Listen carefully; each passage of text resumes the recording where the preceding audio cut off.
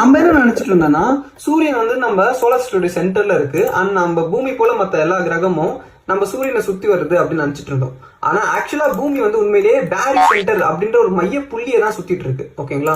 இந்த பேரி சென்டர்ன்றது எப்படின்னா நம்ம சூரியனுக்கும் பூமிக்கும் இடைப்பட்ட இருக்க கேப்ல வந்து ஒரு இடத்துல வந்து இந்த பேரி சென்டர் அப்படின்ற ஒண்ணு உருவாகும்.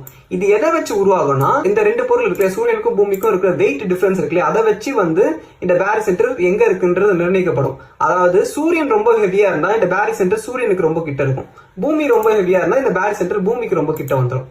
அதனால பூமிக்கும் சூரியனுக்கும் நடுவில் இருக்க வெயிட் டிஃபரன்ஸ் வந்து ரொம்ப ரொம்ப அதிகமா இருக்கனால இப்போதைக்கு பேரி சென்டர் வந்து சூரியனுக்கு ரொம்ப ரொம்ப கிட்ட இருக்கு. அதாவது சொல்லப்போனா அதுக்கு சென்டருக்கு ரொம்ப கிட்ட இருக்கனால நம்ம கண்ணுக்கு, அதாவது நம்ம பூமியில இருந்து பார்க்கும்போது பூமி வந்து சூரியனை தான் சுத்தி வருது அப்படின்னு தெரியுது. ஆனா ஆக்சுவலா உண்மையில என்ன நடக்குதுன்னா சூரியனும் பூமியும் காமனா ஒரு இந்த பேரி சென்டர்ன்ற மைய புள்ளியை தான் சுத்தி வந்துட்டு இருக்கு. சோ ஆக்சுவலா பூமி வந்து சூரியனை சுத்தி வருது அப்படின்னு சொல்ற இந்த வாக்கியம் வந்து ஒரு தவறான வாக்கியம். இந்த ரெண்டு பொருளுமே பேரி சென்டர் தான் சுத்தி வந்துட்டு இருக்கு. சோ இது போல நிறைய இன்ஃபர்மேஷனுக்கு சேனலை ஃபாலோ பண்ணுங்க.